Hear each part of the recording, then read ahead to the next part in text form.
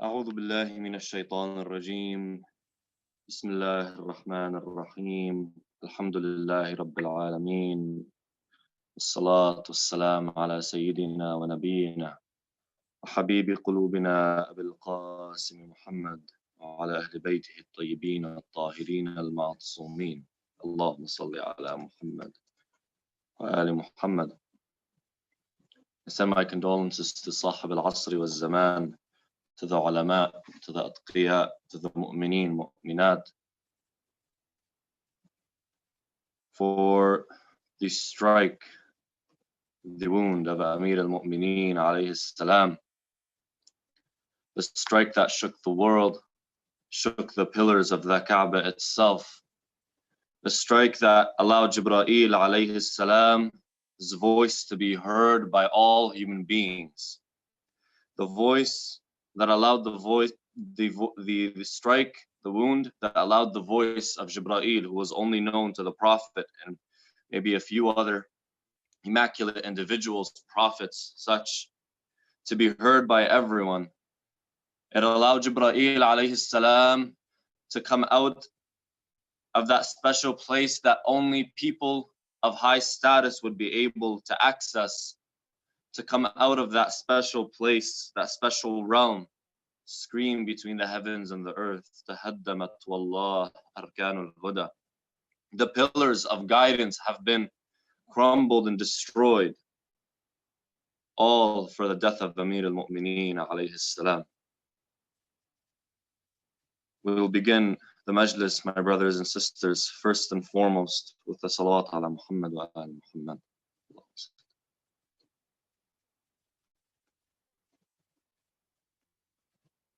Bismillahir Rahmanir Rahim. Sallallahu alayka ya Sayyidi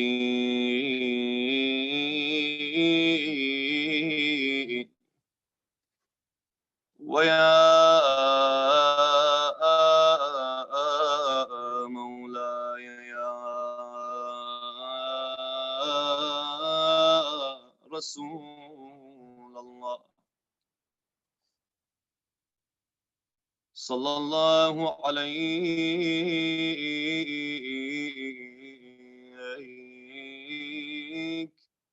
ya Habib Allah. Peace and blessings be upon you, ya Rasul Allah. Peace and blessings be upon you, O beloved of Allah. Sallallahu alayka ya Mawlai wa ibn Mawlai ya Aba Abdullah al-Husayn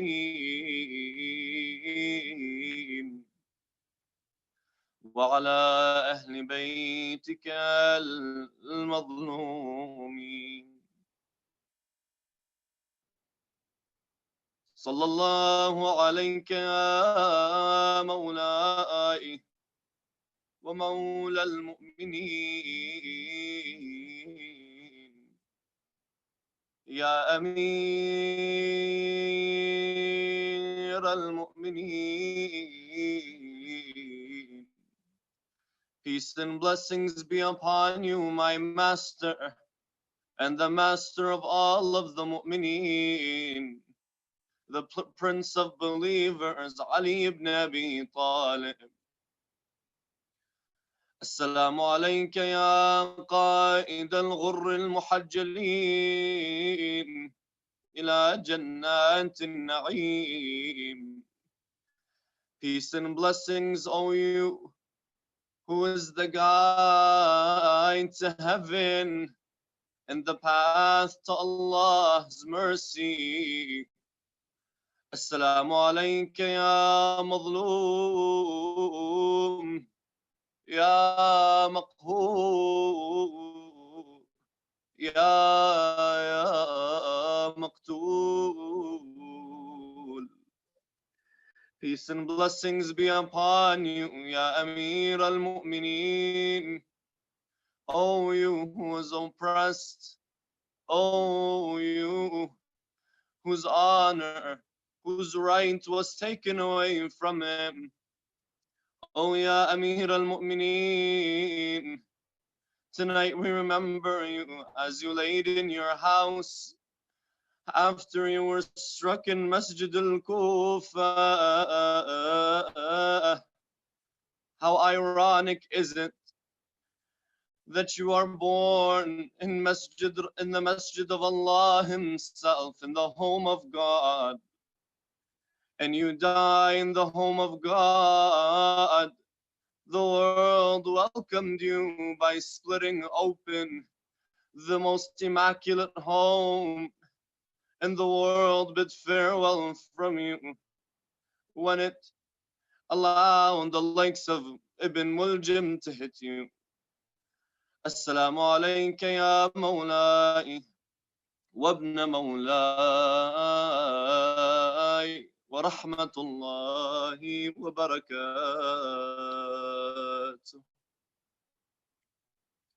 لا حول ولا قوة إلا بالله العلي العظيم. إنا لله وإنا إليه راجعون.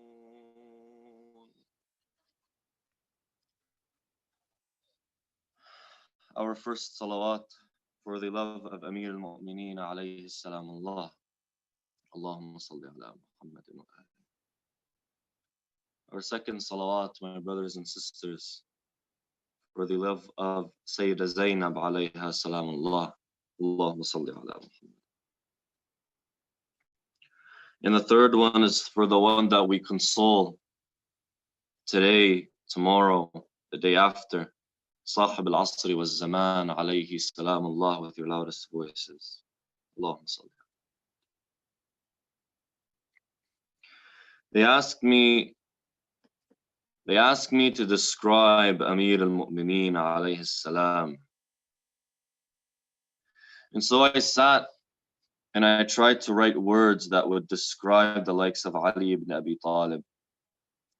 Anytime I try to write an adjective, anytime I try to write a word,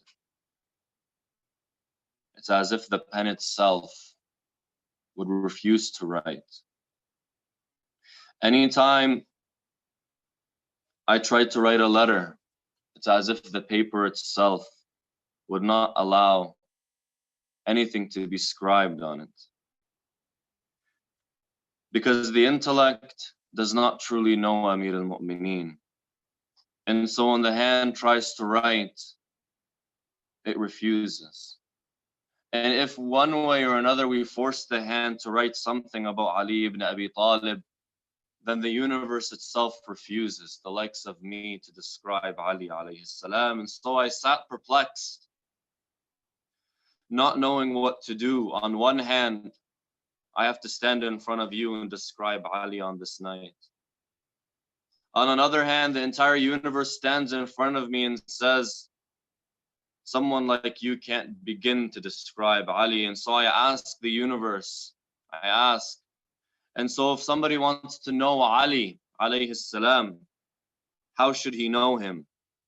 Because you only know a person through their description and the attributes, the characteristics that they have. And so the universe answered, let me tell you about Ali. For the only way that you know about Ali alayhi salam is when history speaks of Amir al-Mu'mineen. Because history is objective. History is not like me and you. We hold biases.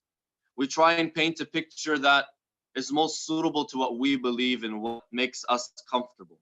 History, my brothers and sisters, has no biases. History is brutally honest, tells you the reality as to what it is. Sometimes that reality is not something that you can accept, especially if the reality of someone that we consider to be high and holy was not such in history. At the same time, if there's somebody in history that me and you can never understand, their value surpasses what human beings can comprehend. History will come and tell us of who they were objectively. Because only history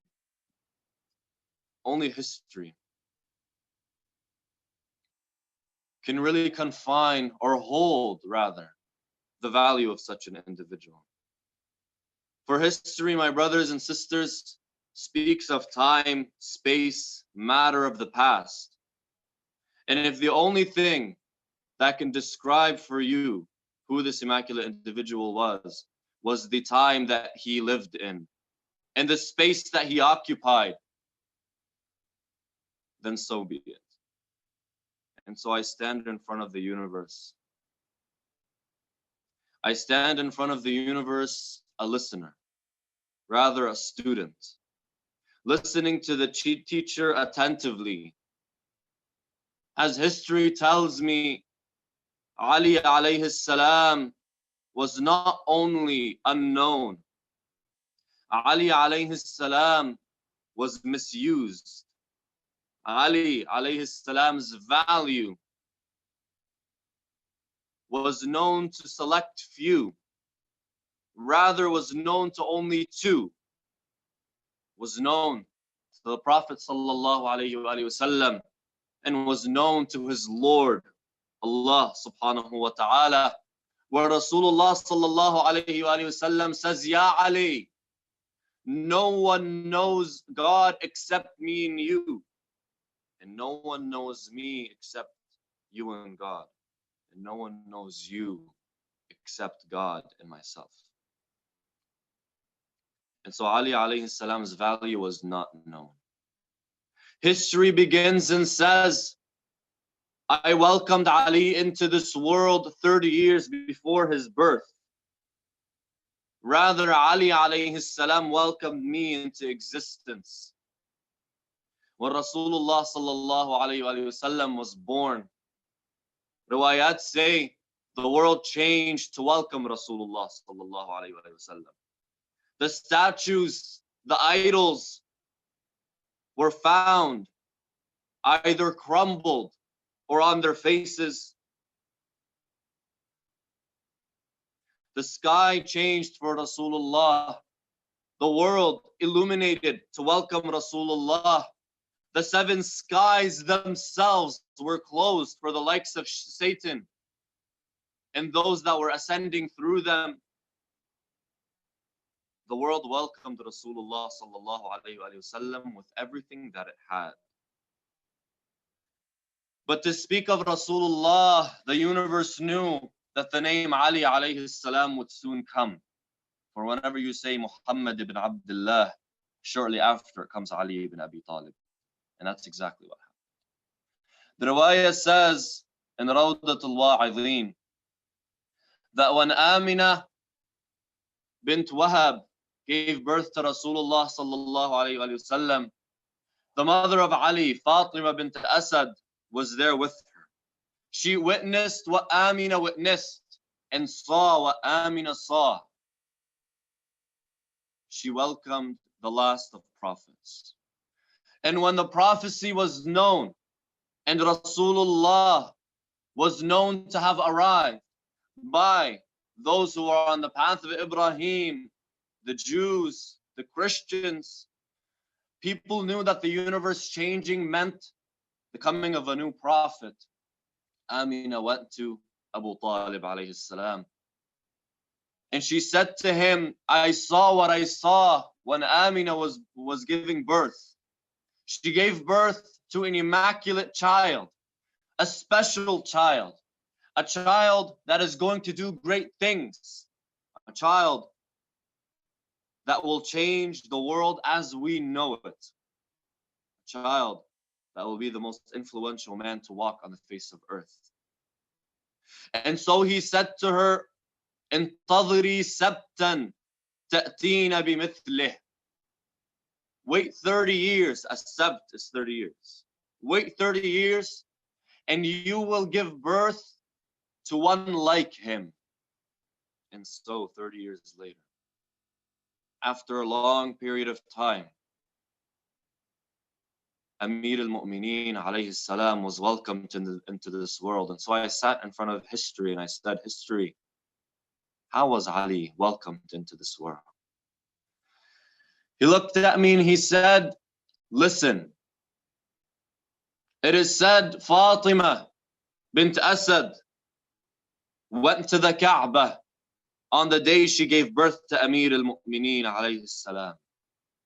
She stood in front of the Kaaba. She felt that she was about to give birth. And so she turned to Allah subhanahu wa ta'ala and said, by God, my God, by the right of this child that is in my womb, I ask you to make my birth easy, to help me, to aid me. The riwayah says, all of a sudden, the wall of the Kaaba itself splits open. It breaks open to welcome Ali ibn Abi Talib. The same way that the father does not merely open the door when something extravagant happens in his home. If the father knows that something extravagant, a miracle happened in his home, he will burst that door wide open, breaking the lock, breaking the door even. The Kaaba didn't open its door for Ali. The Kaaba opened its wall for Ali. She went in. She gave birth to Ali alayhi salam, wanted to name him Haydar. And this will help us later on, history tells us. He says, history tells me, wait, keep that name with you, because you're going to use it later on to know the value of Ali. She wanted to name him Haydar, which was the name of the lion.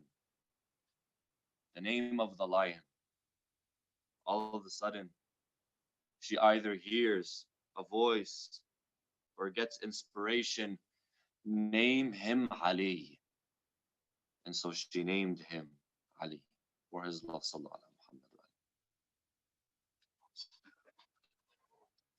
You tell me, Ahmed, today is the day Imam Ali alayhi salam was wounded. You tell us of the birth of Ali. I tell you yes. Because after you hear that the pillars of guidance have been broken and destroyed and crumbled, the wall of the Kaaba opening up, it starts to give meaning. It starts to have more of a meaning. If at the birth of Amir al-Mu'mineen, the wall of the Kaaba broke, then at the death of Amir al-Mu'mineen, the very pillars of the Kaaba crumbled. It's as if the Kaaba gave birth to Amir al-Mu'mineen. But just like the mother that hears of the death of its child, she crumbles. And so the Kaaba crumbled yesterday, my brothers and sisters. Naam. The pillars of guidance were broken. And so I sit in front of history and I say, that is merely his birth.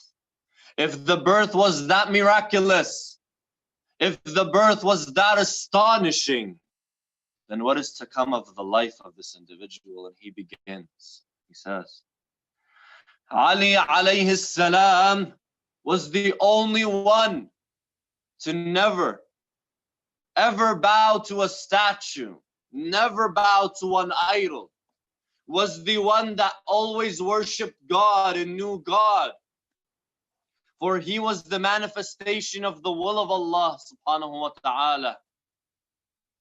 Even before the Risala, before the message, Ali alayhi salam knew what was to come. Ali alayhi salam accompanied Rasulullah, was brought up by the Prophet himself, to the degree where one who would look at the Prophet would think Ali was his child.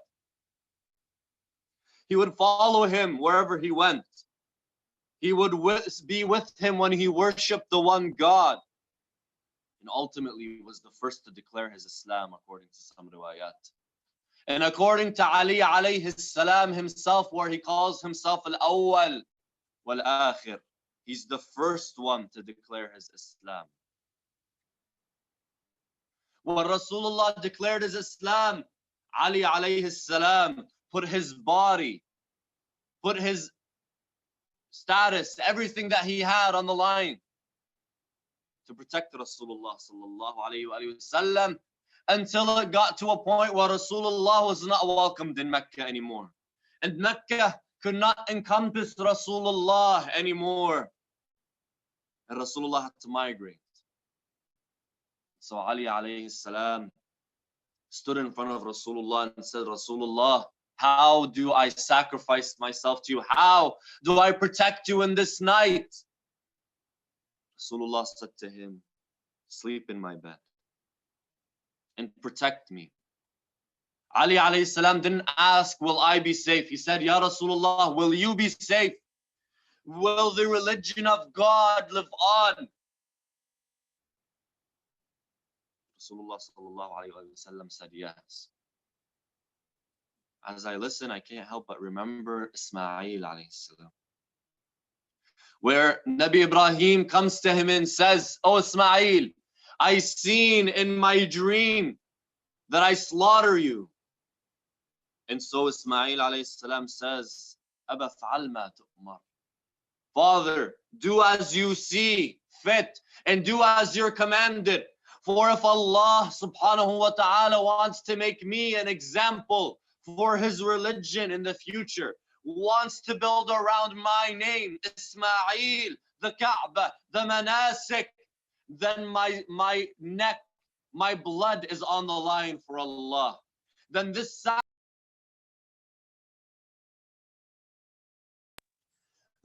sacrifice is worth. And so Ibrahim alayhi salam put Ismail down and was about to sacrifice him. But Allah subhanahu wa ta'ala saved him ultimately and said, لَقَدْ صَدَّقْتَ الرُّؤْيَا. You passed the test. Similarly,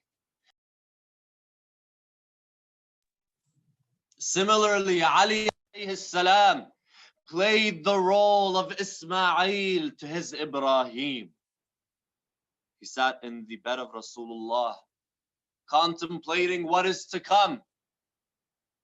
He laid down knowing that there will be people coming in the night to try and kill him, thinking he was Rasulullah sallallahu alayhi wa sallam. Rasulullah slipped free, was on his way to Medina. Ali alayhi salam was in the bed of Rasulullah sallallahu alayhi wa sallam. Ultimately, Ali alayhi salam was saved, only to take the Fawatim, Sayyid al-Zahra alayhi salam, Fatima bint Asad, the mother of Amir al-Mu'mineen, and Fatima bint al-Hamza with him to Medina. On their way, men stand in front of them trying to stop them. Ali alayhi salam protects them, just as he protected Rasulullah and made it clear to everyone who the equal of Fatima alayhi salam was, and that itself is an honor that history itself does not understand. Rather, history narrated for me the immaculate marriage between the two Anwar, between the two lights, between the sun and the moon, where they came together and gave about the planets that hold together our very solar system. Ali and Fatima. When others came to Fatima and asked for her hand, she frowned. When others came to Fatima and asked for her hand, they were the wealthiest of Quraysh, the most influential, the known. And Rasulullah himself declined. But when Ali came, he was welcomed, for he was the equal of Fatima. What am I to say about Ali? I sat and I listened as history spoke, and history kept going. He said Ali alayhi salam did not stop there. He stood in front of Rasulullah when others ran. When others ran for 3 days straight, Ali alayhi salam put his chest on the line, defended Rasulullah when he fell in the battle of Uhud. When others knocked on the door of Khaybar, waving the white flags to surrender, Ali alayhi salam rips the door of Khaybar off its hinges. when the Prophet sieged Khaybar, Ali alayhi salam was nowhere to be seen.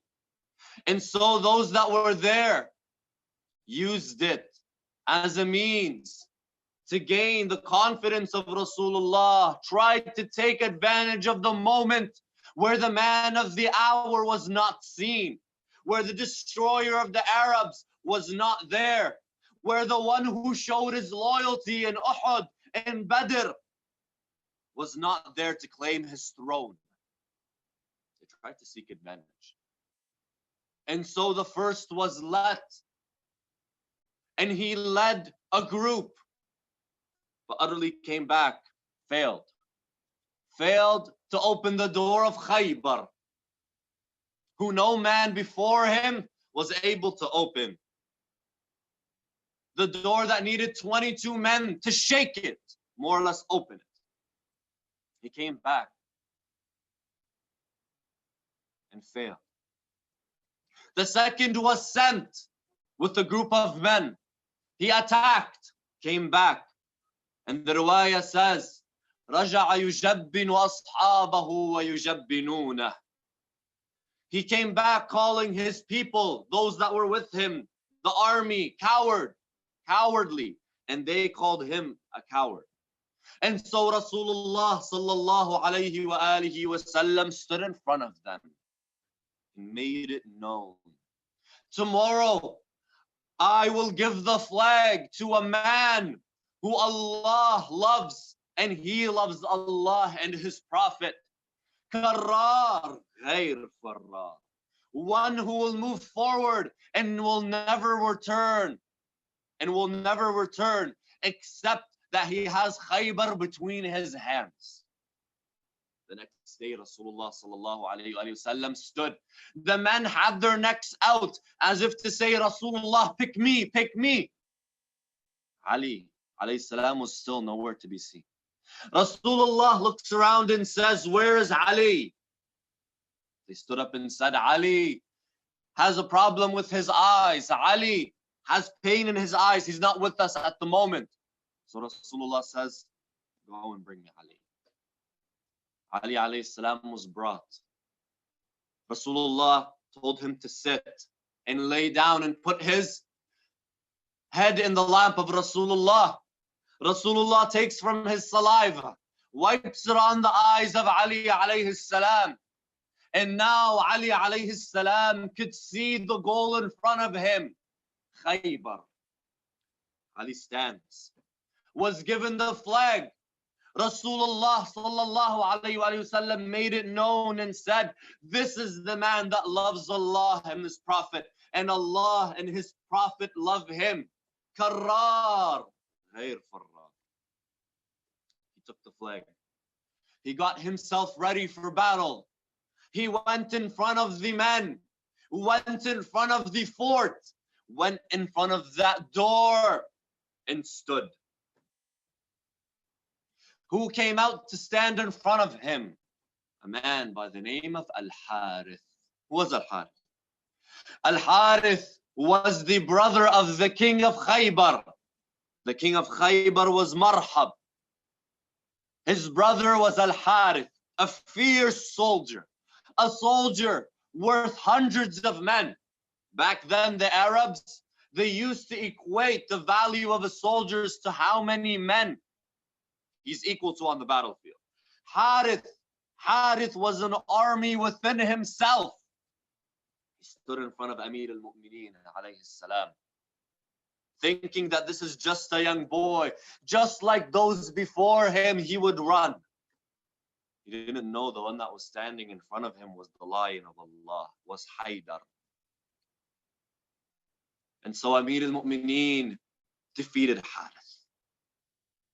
When Harith's death reached Marhab, Marhab knew that this man was special. But he thought, if my brother couldn't do the job, then I can. I am Marhab. I'm the king of the Jews.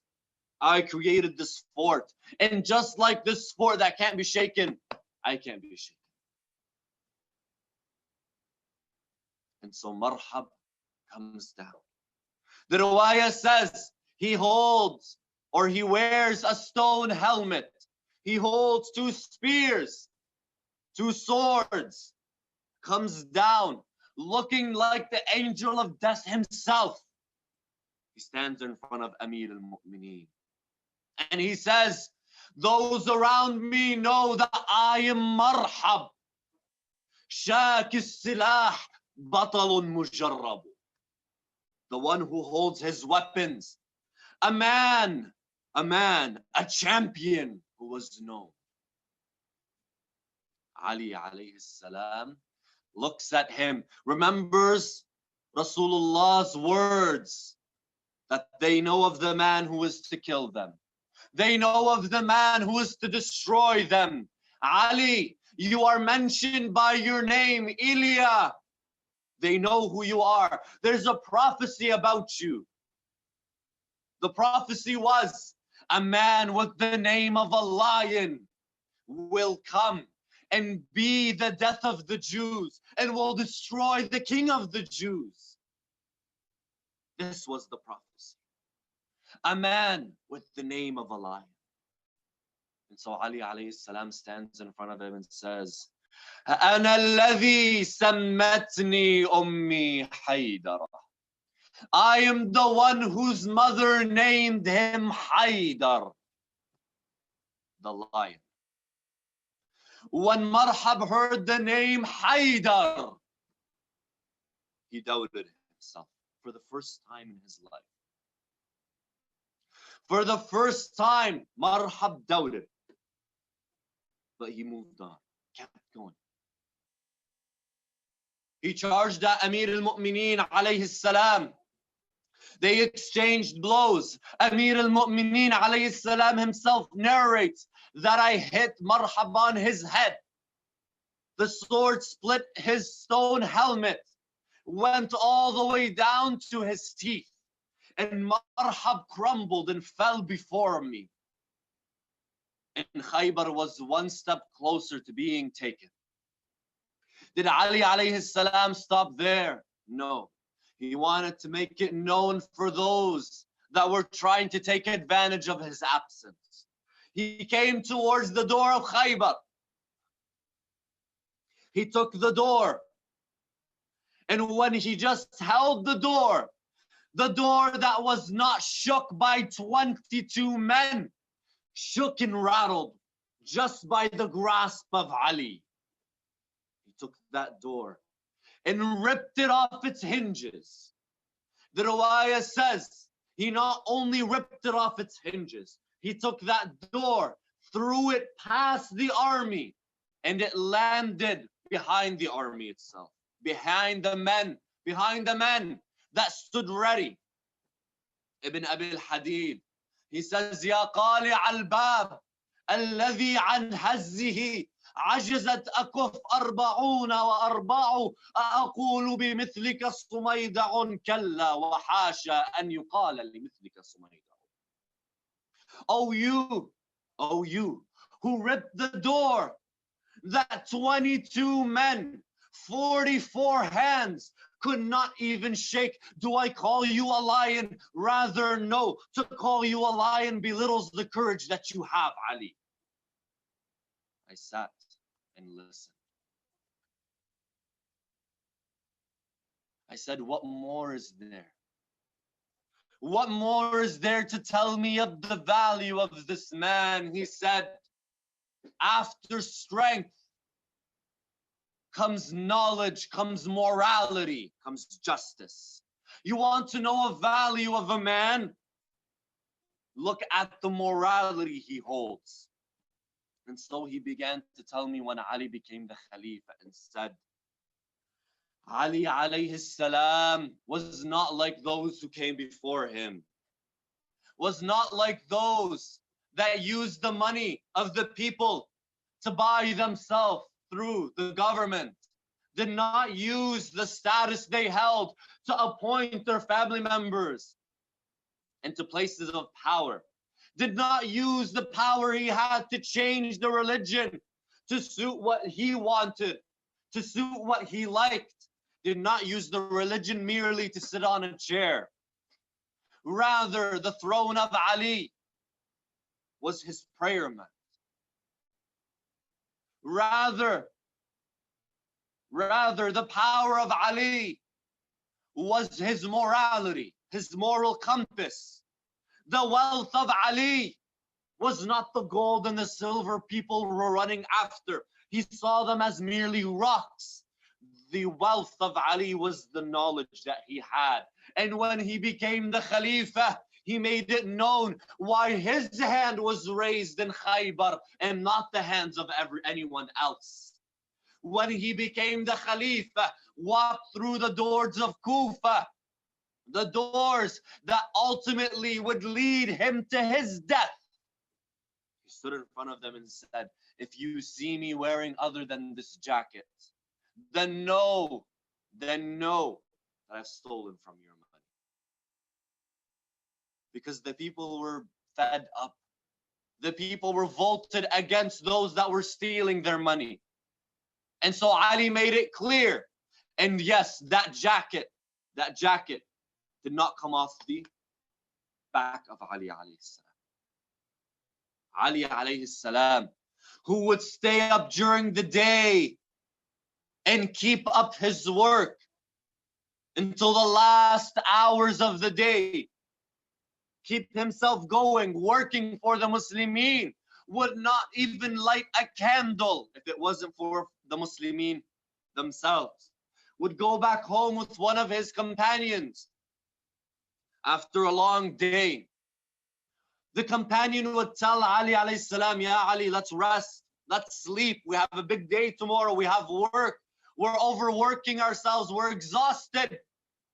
So Ali alayhi salam would sit and rest for a small portion until after some time he would get up. The companion, who probably didn't even fall asleep yet, sees Ali alayhi salam getting up and doing his wudu, tells him, Ya Ali, you need your rest. You have work to do. Amir al-Mu'mineen alayhi salam, meaning of what he says, if during the day is for the people and during the night is for myself, then what is for Allah? My days are for the people and my nights are for God. That's why, my brothers and sisters, on this night, Amir al-Mu'mineen alayhi salam, rather the night before, Amir al-Mu'mineen alayhi salam was in the house of Zainab.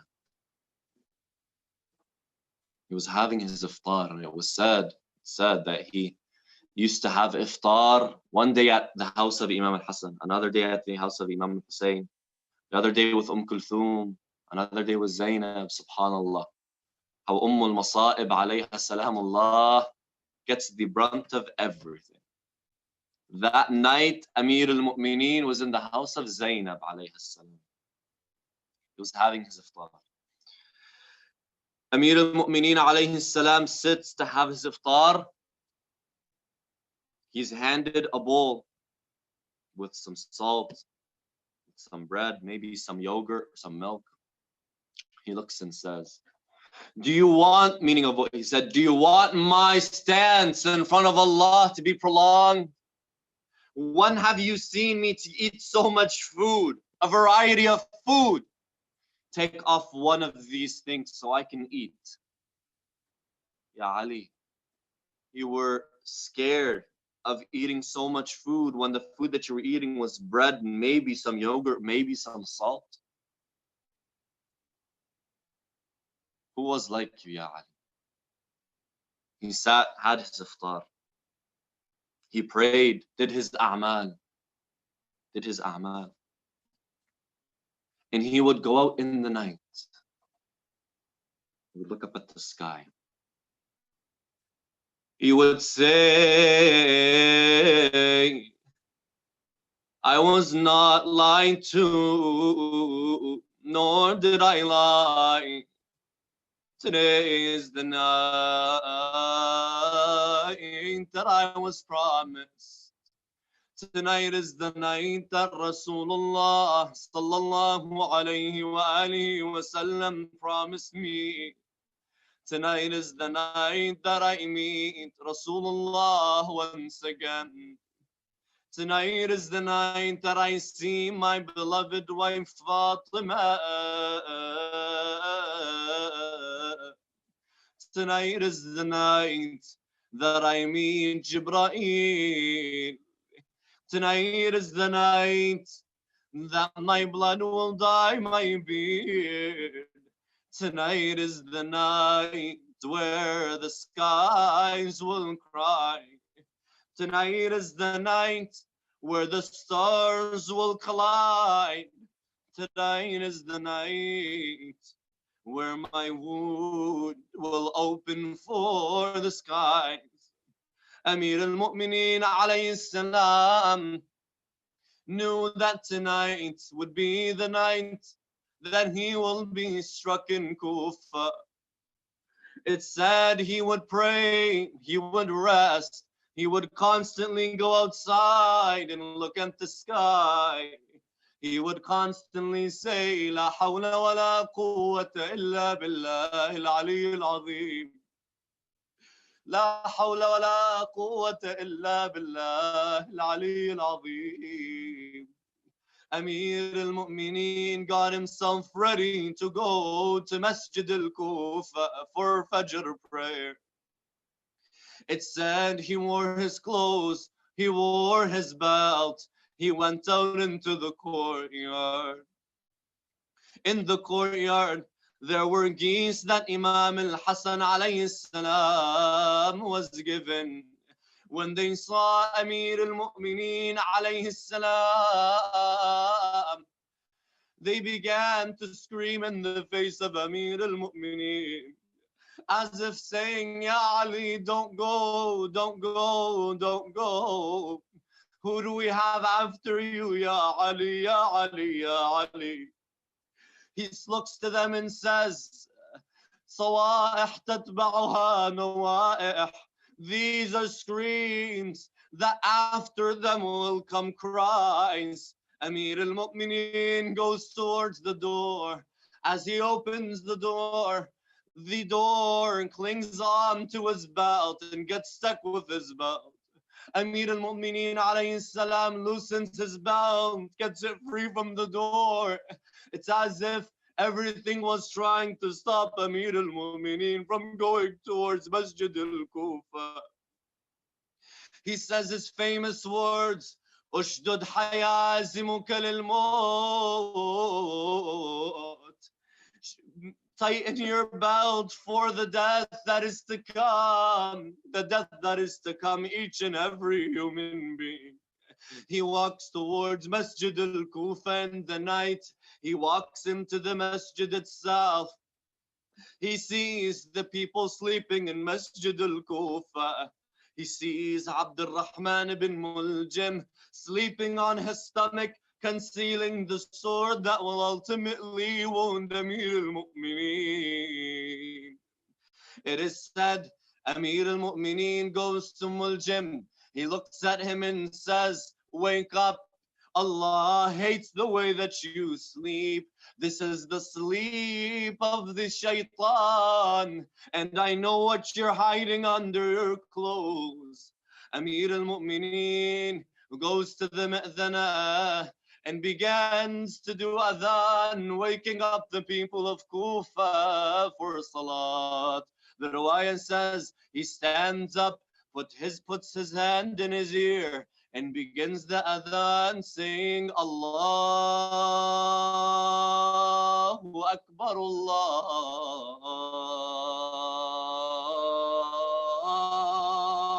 Akbar. The people stand up. Amir al-Mu'mineen alayhi salam goes to his prayer niche. Amir al-Mu'mineen stands and the people stand behind him. Abdul Rahman ibn Muljam stands with the people. Amir al-Mu'mineen says, Allahu Akbar. The people behind him to do takbiratul ihram.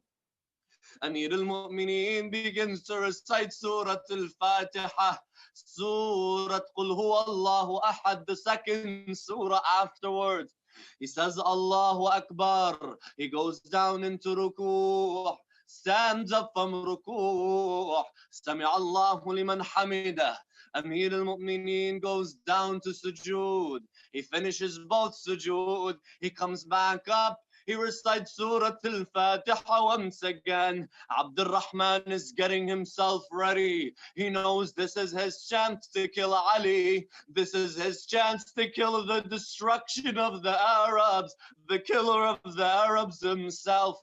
Amir al-Mu'mineen goes down into ruku'. Subhana Rabbi al-Azim wa bihamdih. Amir al-Mu'mineen stands up. Sami Allahu liman hamidah. Amir al-Mu'mineen goes down into ruku'. Abdul Rahman ibn Muljam gets up from his spot. He breaks his salat. He gets up from his spot, goes behind one of the pillars of Masjid al-Kufa. You've been to Masjid al-Kufa, huh? You saw the pillars of Masjid al-Kufa. You saw how thick they were, how big they were. Well, they concealed Abdul Rahman ibn Muljam. He stood behind one of the pillars. Ajarakumullah. As Amir al-Mu'mineen was coming up from his sujood, Abdul Rahman ibn Muljam comes from behind Amir al-Mu'mineen. He screams, in al-hukmu illa lillah. Authority is for Allah alone, and strikes Amir al-Mu'mineen on his head. Rahim Allah man nada wa aliya wa imama wa sayyida. Amir al-Mu'mineen falls down saying, Fuztu wa Rabbil Kaaba. By the Lord of the Kaaba, I'm successful. All of the sudden, a voice is heard from the sky saying, Tahaddamat wallah arkanul huda. وانفصمت العروة الوثقى قتل علي المرتضى قتل علي المرتضى. Ali alayhi salam has been killed. The pillars of guidance have been destroyed. The guidance himself has been killed. Ali alayhi salam has been murdered. Kufa itself shook for Ali alayhi salam. Amir al-Mu'mineen begins to take from the sands of Kufa and put them on his head. Turn towards Allah, towards the angels of Allah, and said, Rifqan bi ya mala'ikat Rabbi. Oh, angels of my Lord, make it easy on me. Oh Allah, make it easy on me. لا حول ولا قوة إلا بالله العلي العظيم. إنا لله وإنا إليه راجعون. سيعلم الذين ظلموا أي منقلب ينقلبون والعاقبة للمتقين. يا الله, we ask you, Ya Allah, by the right of Muhammad wa Ali Muhammad, to make us from those who follow in the footsteps of Amir al-Mu'mineen, to make us from those who know Amir al-Mu'mineen, to make us from those who learn from Amir al-Mu'mineen, to make us from those who cry for Amir al-Mu'mineen, to make us from those who shed a tear for Ali ibn Abi Talib, to make us from those who truly mourn Amir al-Mu'mineen. Ya Allah, Ya Allah, Ya Allah, Ya Allah. We ask you by the right of Amir al-Mu'mineen, by the right of the wound, the blood of Amir al-Mu'mineen, accept this majlis from us, Ya Allah. Accept our a'mal, Ya Allah. Accept our salat, Ya Allah.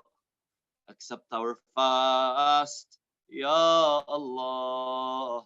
برحمتك يا أرحم الراحمين.